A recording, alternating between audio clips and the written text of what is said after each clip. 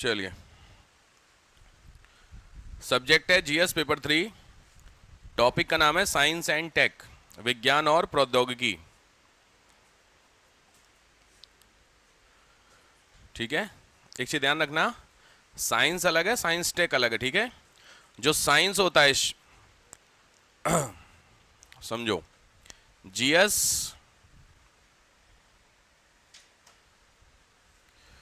GS paper 3 ये आपका दो अलग अलग जगहों पे आता है। सिविल्स में ये आपका 250 मार्क्स का है और यूपी में ये आपका 200 मार्क्स का है। 250 मार्क्स में से अप्रॉक्सीमेट 150 और 100, ये 150 की आपकी है इकॉनमी। इकॉनमी के साथ ये अटैच होता है जीएस पेपर 3। और 100 नंबर का क्या है तुम्हारा एसटी। इसमें भी अप्रॉक्सीमेट डिवीज़न लगभग इतना ही कीजिए, 100 के आसपास का, 120 के आसपास। ठीक है, तो 80 से 100 ये आपका क्या होता है, साइंस और टेक। सबसे पहले सिलेबस का एक आइडिया ले लीजिए कि 80 से 100 नंबर का साइंस और टेक होता है। इसमें कुछ चीज़ें समझने वाली हैं। क्या, देखो, एक होता है साइंस और एक होता है S&T। दोनों में ये चीज़ एक्स्ट्रा आ गई, टेक। तो एस और टी ये तुम्हारा मेंस का है, और ये जो केवल साइंस है ये तुम्हारा किसका है, प्रीलिम्स का है। फर्स्ट थिंग नोट कीजिए, प्रीलिम्स में अप्रॉक्सीमेट साइंस के अगर मैं क्वेश्चन की बात करता हूं, तो अगर आप यूपीएससी के लिए हैं, मतलब सिविल्स के लिए, और यूपी के लिए, तो यूपीएससी में साइंस बहुत ज़्यादा नहीं है, 7 to 8 मार्क्स अराउंड। यूपी में तगड़ी साइंस आती है, अगर मैं तीनों इंक्लूड कर लेता हूं तो लगभग 19 से 26 अराउंड, मतलब लगभग 25 क्वेश्चन आपके साइंस के आते हैं, 25। अब यहाँ पे समझने वाली चीज़ ये है कि ये जो वाली साइंस है ना, इसी साइंस को बोलते हैं फिजिक्स, केमिस्ट्री और बायोलॉजी। ठीक है, मैं इसकी बात कर रहा हूँ, इधर वाली साइंस की। ठीक है, टेक की बात नहीं कर रहा हूँ। तो फिजिक्स, केमिस्ट्री और बायोलॉजी ये प्रीलिम्स का टॉपिक होता है। क्लियर हो गया? तो हमको इसको यहाँ नहीं पढ़ना है। ठीक है, ये जो फिजिक्स केमिस्ट्री आप लोगों ने जो भी अपने स्कूल में पढ़ी होगी, कॉलेज में, तो वो चीज़ यहाँ डिस्कस नहीं होगी, वो किस में डिस्कस होगी, प्रीलिम्स में। समझ में आ रहा है? अभी जो टॉपिक आपका स्टार्ट होने जा रहा है वो आपका क्या हो गया, मेंस का टॉपिक होगा start, which is called tech का पोर्शन है। ठीक है, अब साइंस और टेक का जो पोर्शन है, क्या सर ये प्रीलिम्स में आता है? तो आंसर है रेयर चांस है आने के, आएगा तो ये अटैच होगा किससे, करंट अफेयर से। रिसेंटली कोई नई टेक, कोई खोज हुई है, कोई नई चीज बनाई गई है, समझ रहे हो, उस वाले पोर्शन को करंट अफेयर से अटैच करके पूछ सकता है, वरना डायरेक्टली क्वेश्चन कम आएंगे। क्लियर हो गया? बट क्वेश्चन है कि आ सकता है, तो आंसर है हाँ आ सकता है भाई। ठीक है, ऐसा नहीं बोलूंगा मना कर दिया आप ढीले पड़ गए कि चलो नहीं आता है, आ सकता है, बट करंट अफेयर से अटैच होंगे। ठीक है, क्लियर हो गया? अब आओ सिलेबस लिखो। सिलेबस क्या है आपका साइंस और टेक का?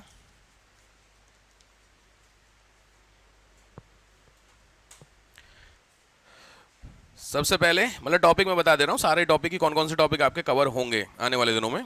चलिए, पहला ही इंट्रोडक्शन, सबसे पहला टॉपिक होगा इंट्रोडक्शन, बेसिक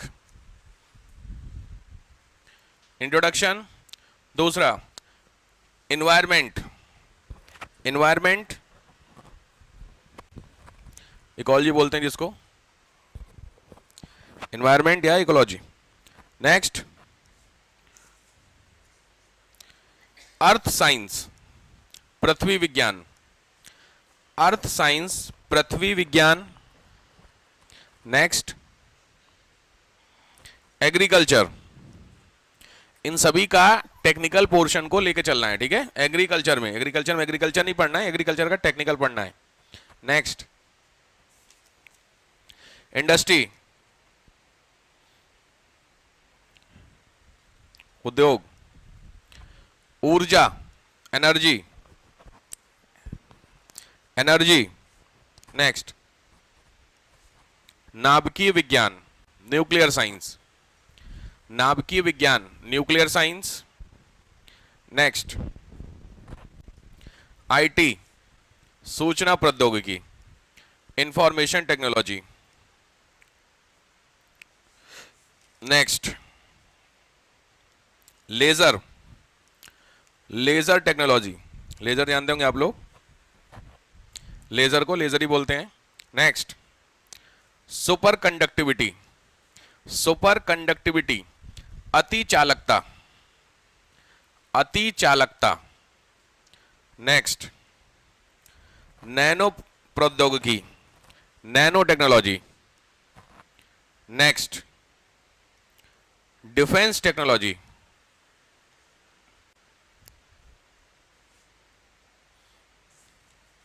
नेक्स्ट,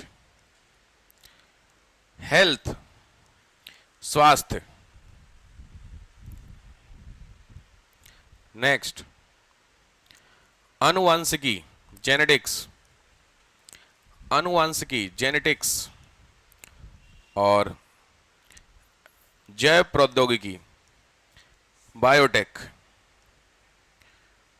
ठीक है साहब, ये आपका मोटा मोटी सिलेबस है। कितने टॉपिक हो गए? लगभग 15 टॉपिक हो गए। बहुत पढ़ना है भाई। ठीक है, ठीक है साहब। तो ये आपको पढ़ाई करनी पड़ेगी साइंस टेक के लिए। इसके लिए रेफर क्या कर सकते हैं? तो ऑफिशियली कोई बुक है नहीं साइंस टेक की, जैसे नहीं कुछ फेमस किताबें होती हैं, तो साइंस टेक की ऑफिशियली कोई बुक नहीं है। 3-4 बुक्स को पढ़ना पड़ता है।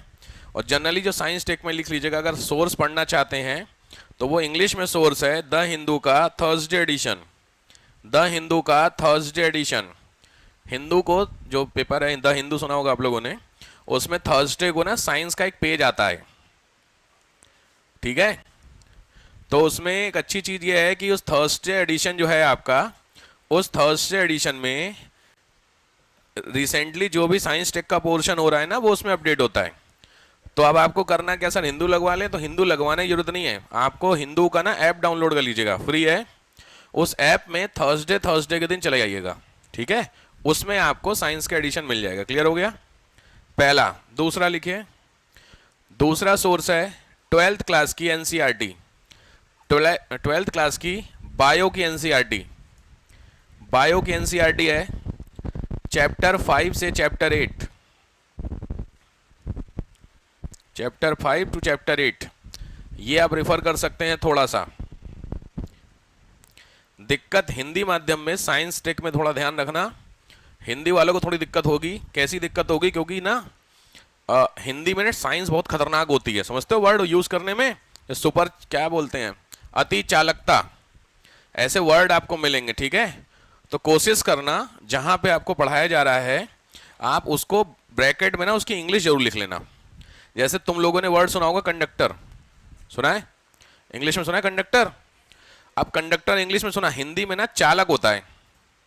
अब चालक भी कई तरीके को, सेमी कंडक्टर ऐसे करके होते हैं। उसको जब पढ़ने बैठोगे ना, अर्ध चालक और अति चालक सुनने में ना अजीब लगते हैं।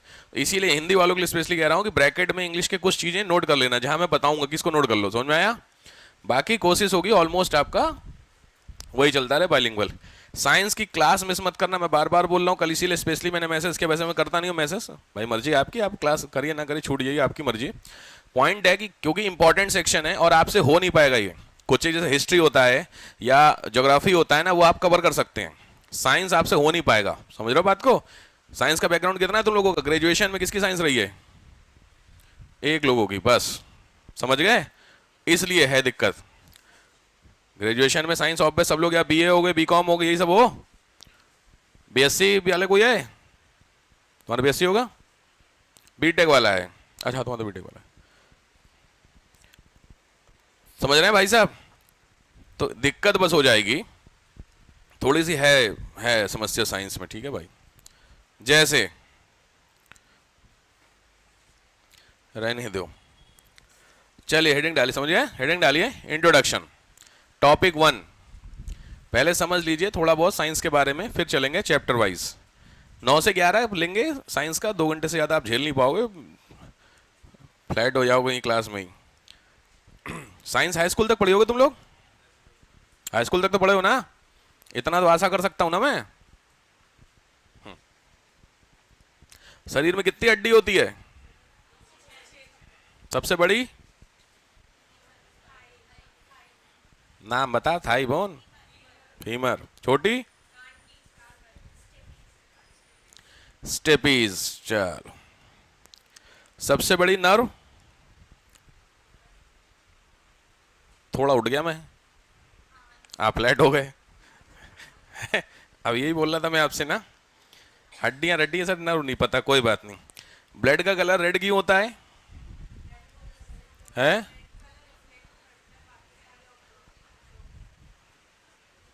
दिमाग खराब हो गया है? रेड कलर रिफ्लेक्ट करता है। ब्लड का कलर पूछ रहा हूँ, रेड क्यों होता है, रीजन? जिसको पता है वही बोलो, नहीं पता फालतू गैस नहीं मारो। यहाँ पे तुक्के नहीं लग रहे, यहाँ पे पता है किसी को? किसी एक वर्ड यूज आया था, हीमोग्लोबिन, किसने बोला था? आपने बोला था। क्या होता है हीमोग्लोबिन?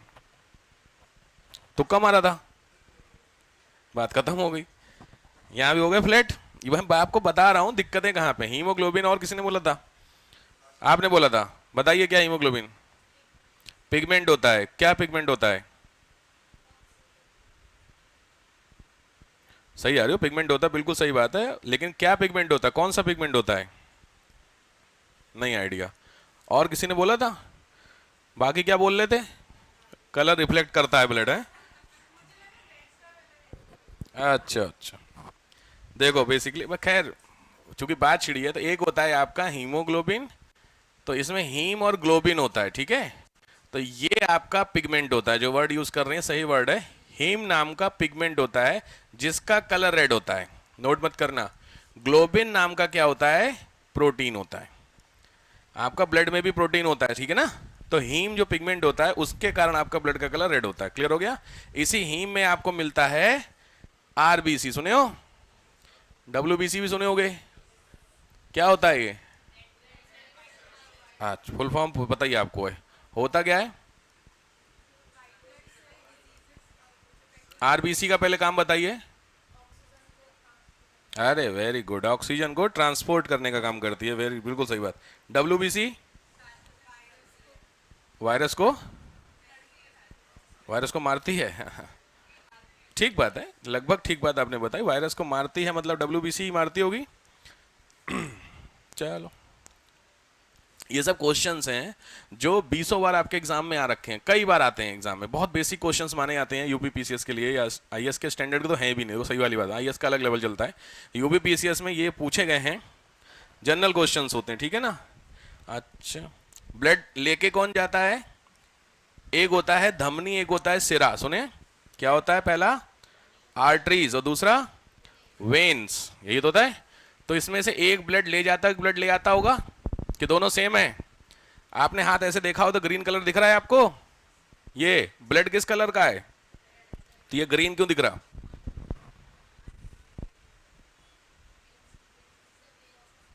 ब्लड का कलर रेड है ना, अपना अपना चेक कर लो, किसी का रेड तो नहीं दिख रहा।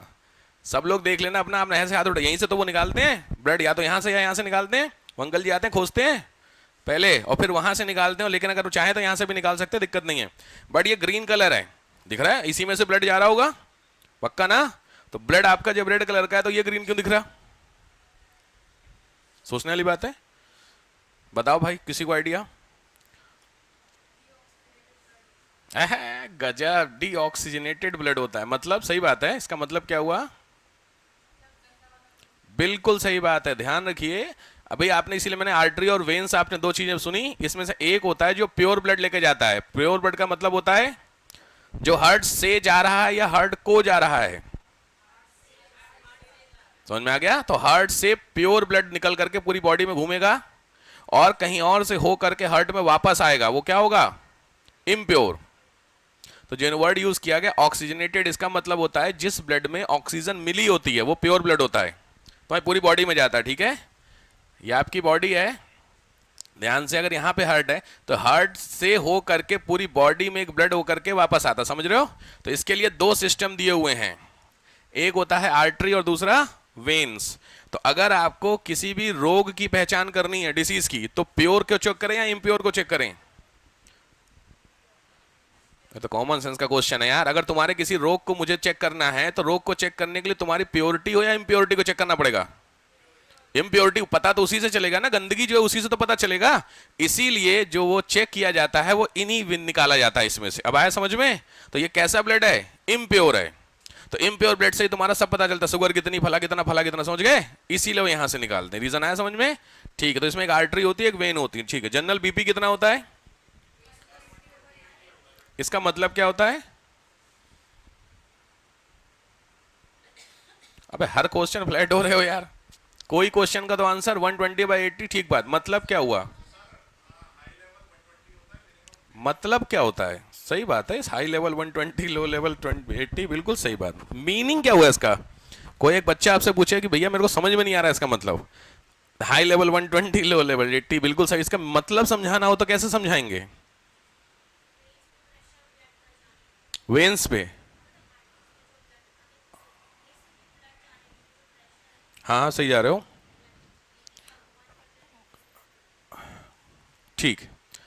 कुछ ठीक बात है, बाकी लोग कुछ आइडिया नहीं। बीपी, शुगर कितनी होनी चाहिए? शुगर क्या होती है? डायबिटीज। सही बात है, डायबिटीज शुगर होती है। ग्लूकोज लेवल किसमें? ब्लड में। ब्लड में आप जो चीनी खाते हो ब्लड में है? सीधे ब्लड में डलती है आपकी चीनी? अरे यार, तुम्हारा ब्लड टेस्ट होता है शुगर को चेक करने का, इसका मतलब ब्लड में चीनी घूम रही है ना?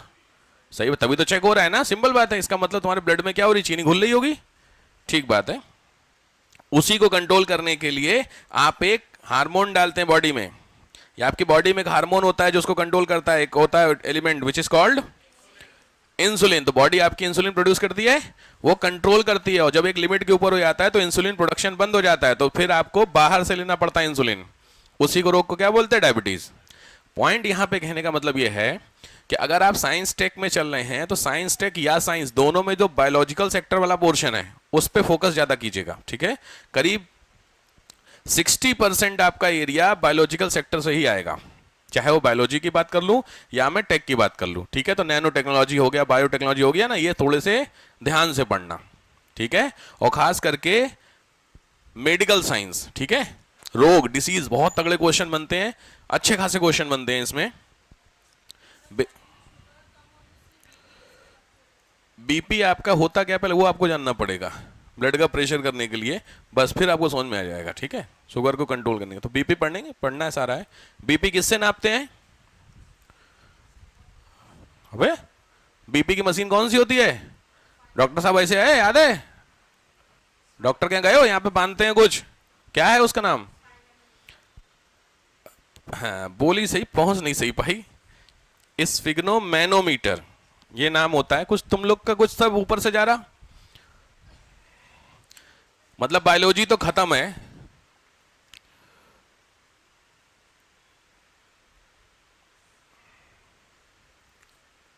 रहने दो यार।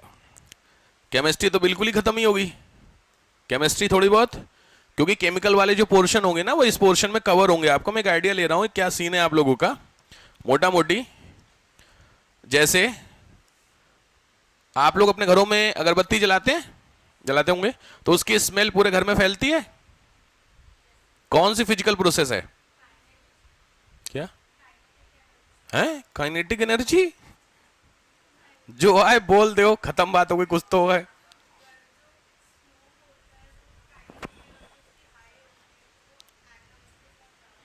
हाय गजब।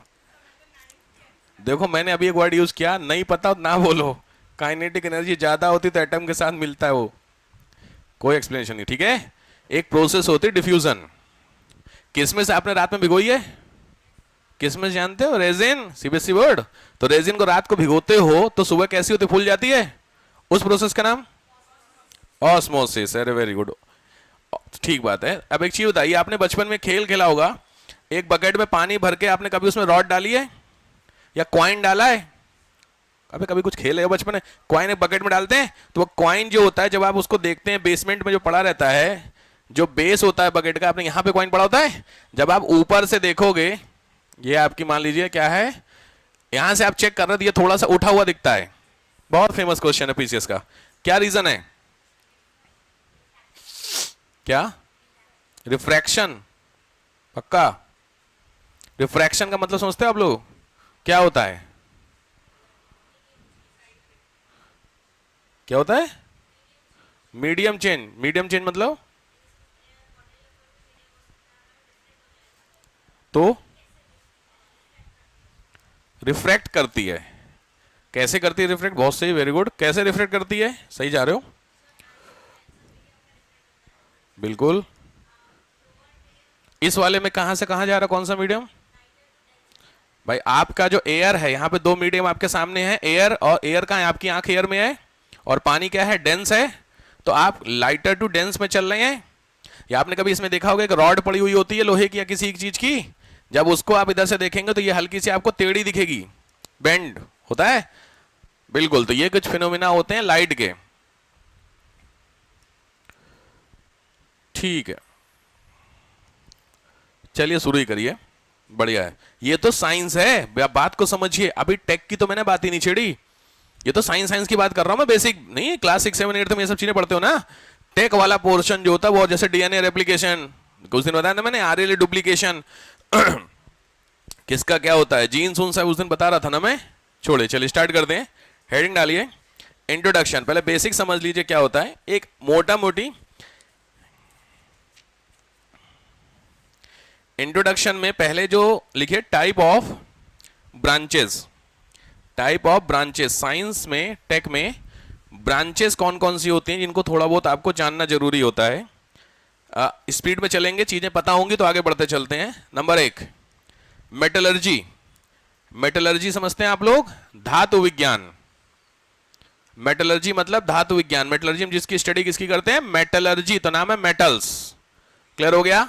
सबको पता है? ठीक है, मेटलर्जी। मेटलर्जी में जो मेन सेक्टर होता है, जिसकी इंडिया में ज्यादा काम हो रहा है, वो है स्टील।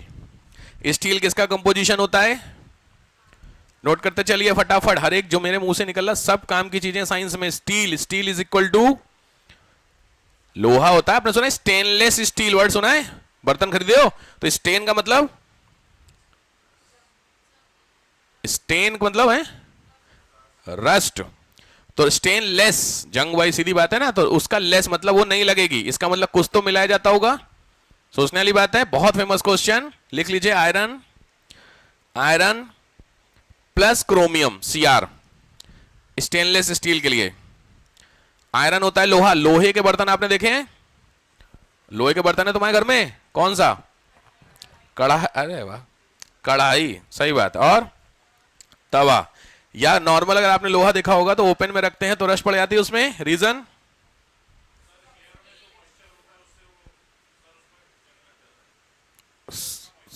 हाँ हाँ, बिल्कुल सही पहुंचे हो, बट पॉइंट है मॉइस्चर की जगह ऑक्सीजन वर्ड यूज कीजिए। एयर का ऑक्सीजन है, तो हवा में जो ऑक्सीजन है वो आयरन से रिएक्ट करती है, जंग लगा देती है। लिखते चलो बेटा, मेरा पंडित जी ज्ञान नहीं दे रहा, लिखते चलो, सब भर भर के क्वेश्चन आने वाले हैं। एयर में डैश करके oxygen react with iron, convert into rusting, जंग लगाने का काम हवा में उपस्थित ऑक्सीजन। तो इसी को आपको क्या करना होगा? कम करना होगा। तो आप आयरन में क्या मिला दो? क्रोमियम मिला दो। आपका जो आयरन होगा वो किस में कन्वर्ट हो जाएगा? स्टील में। क्लियर हो गया? डन। अच्छा, गोल्ड में क्या मिलाते हैं? आपने कहा गोल्ड की प्योरिटी क्या होती है सबसे ज्यादा प्योर?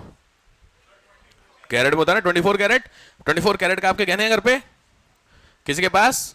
24 कैरेट के ऑर्नामेंट नहीं होंगे आपके पास, 24 कैरेट का कॉइन होगा, बिस्किट होगा, ये सब चलता है, क्योंकि उसको आपने कन्वर्ट नहीं किया है।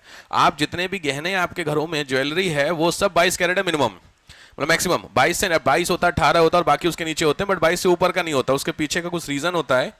जो गोल्ड माइन से गोल्ड निकलता है ना, वो बेंड कर सकते हैं उसको, आप ऐसे करके फोल्ड कर सकते हैं, वो सेमी लिक्विड फॉर्मेट में होता है। तो सेमी लिक्विड वाली चीज को पहनोगे कैसे?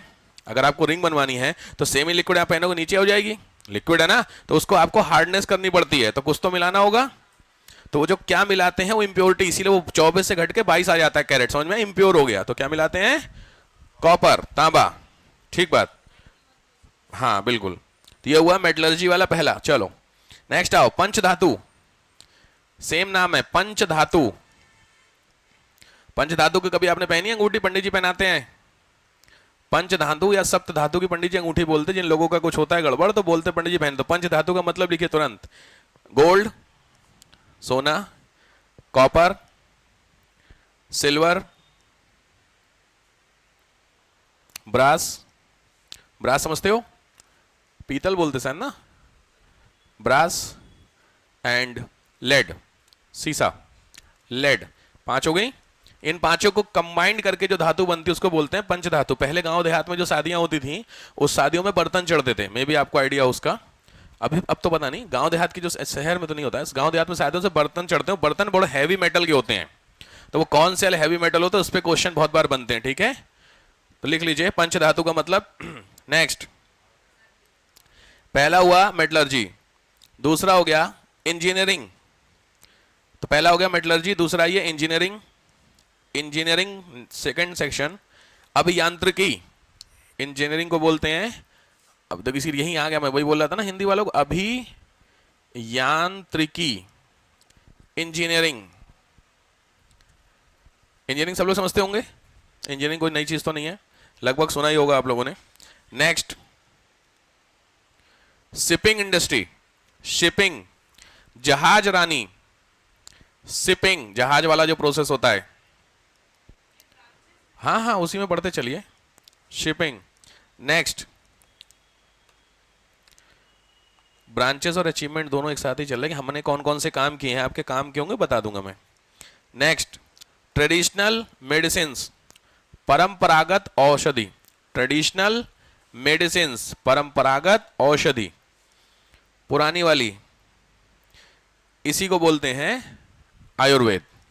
आयुर्वेद जानते होंगे, आयुर्वेद में शायद उधर बताया था थोड़ा बहुत आप लोगों को ना। चलो नेक्स्ट,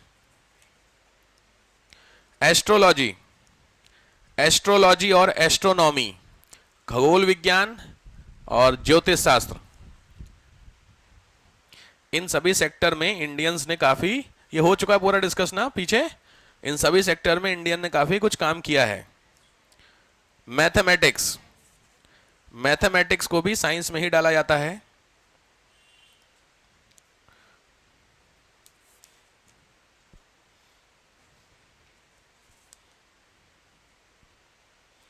लिखिए, हिस्ट्री हेडिंग डालिए, हिस्ट्री हो गया ये टॉपिक मतलब खत्म। पहला बेसिक वाला जो साइंस का क्या चल रहा था ब्रांचेस, उसी में दूसरी हेडिंग हिस्ट्री, साइंस की हिस्ट्री की बात करने जा रहा हूं मैं आपको। इंट्रोडक्शन चैप्टर में ही सब चल रहा है, उसमें दूसरी हेडिंग इतिहास। हमारे यहाँ साइंस का इतिहास रहा कैसे है, थोड़ा बहुत जो ब्रिटिशर्स ने किया है। नंबर 1, 1942 में industrial research fund, industrial research fund, औद्योगिक शोध कोष, ये सेटअप किया गया था। इंडस्ट्रियल रिसर्च फंड, औद्योगिक शोध कोष, इसको सेटअप किया गया था। और सेम ईयर में सीएसआईआर, सेम ईयर में सीएसआईआर, सीएसआईआर बहुत जरूरी है, इंडिया की नोडल एजेंसी है फॉर द साइंटिफिक रिसर्च, ठीक है, आप सबने सुना होगा CSIR, council of scientific and industrial research. ध्यान से, सीएसआईआर, साइंटिस्ट होते मैक्सिमम इसमें, ये आपके सामने आ गया सीएसआईआर, ठीक है। इंडिया की अगर आपसे पूछे साइंटिफिक एजेंसी टॉप की, ये है आपकी, जिसमें रिसर्च का काम सारा होता है, विच इज कॉल्ड सीएसआईआर। क्लियर हो गया? तो 4-5 नोडल एजेंसी आपको कवर करनी पड़ेगी, ठीक है। सीएसआईआर का तुरंत लिखिए, ये प्रेसिडेंट सीएसआईआर के कौन होते हैं, तो लिखेगा पीएम, जो भी उस समय के पीएम होंगे वो ऑटोमेटिकली सीएसआईआर के क्या हो जाएंगे, चेयरमैन हो जाएंगे, प्रेसिडेंट हो जाएंगे। इसको बोलते हैं ex officio president. Ex officio को बोलते हैं हिंदी में पदेन। पदेन का मतलब होता है, यहां पे मुझे पर्सन से मतलब नहीं है, पोस्ट से मतलब है, ठीक है। तो जो भी पीएम होगा वो ऑटोमेटिकली सीएसआईआर का क्या होगा, चेयरमैन होगा। क्लियर हो गया? चलो नेक्स्ट, 44 में आया है नेशनल फिजिकल लेबोरेटरी। वीपी तो मिनिस्टर चेंज होते रहते हैं, कोई दिक्कत नहीं। नेक्स्ट आइए, क्या लिखे हो, 44 में लिखो national physical laboratory, national physical lab, national physical lab और नेशनल केमिकल लैब। राष्ट्रीय भौतिकी प्रयोगशाला, राष्ट्रीय रसायन प्रयोगशाला, भौतिक यानी फिजिक्स की लैब और केमिस्ट्री की लैब। आप लोगों के स्कूल में भी होती होगी लैब है, ले आते थे तुम लोगों के स्कूलों में, हाई स्कूल में तो तक तो ले जाते होंगे। टेस्ट वोस्ट कराते होंगे थोड़ा बहुत।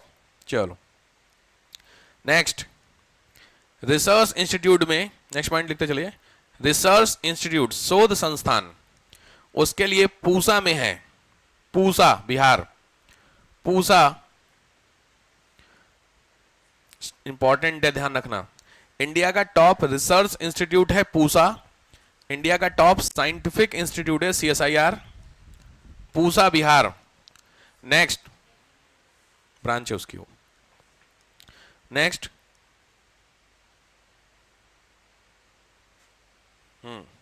1892 1892 में, 1892 में आगरा में बैक्टीरियोलॉजिकल लैब सेटअप हुई है, जीवाणु प्रयोगशाला, बैक्टीरियोलॉजिकल लैब। एक्चुअली उस साल बंबई में ना बहुत फेमस हुआ था, एक बीमारी फैली थी, प्लेग जानते हैं आप लोग भाई, रैट्स, ठीक बात है, तो उसके लिए उसकी कराई गई थी, ठीक है। चलो अब आओ, हेड डालो, प्लानिंग गवर्नमेंट ने रिसर्च की प्लानिंग के लिए कुछ काम हम किया है 5 ईयर प्लान में, तो आंसर आएगा हाँ, किए हैं गवर्नमेंट ने कुछ प्लान। तो चलो प्लानिंग में लिखो, फर्स्ट 5 ईयर प्लान क्या होते हैं, ध्यान से समझ लीजिए। गवर्नमेंट जो होती है, वाइट नहीं है यार कहीं पे, देखो गवर्नमेंट जो होती है ना, वो हर 5 साल, अब बंद हो गया इस साल से, मतलब लास्ट ईयर से बंद हो गया है,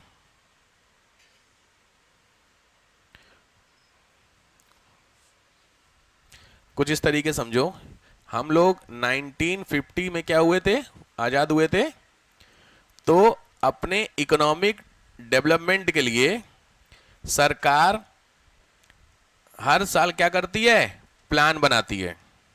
ये प्लान आपके 2 होते हैं, एक होते हैं शॉर्ट टर्म और दूसरे होते हैं लॉन्ग टर्म।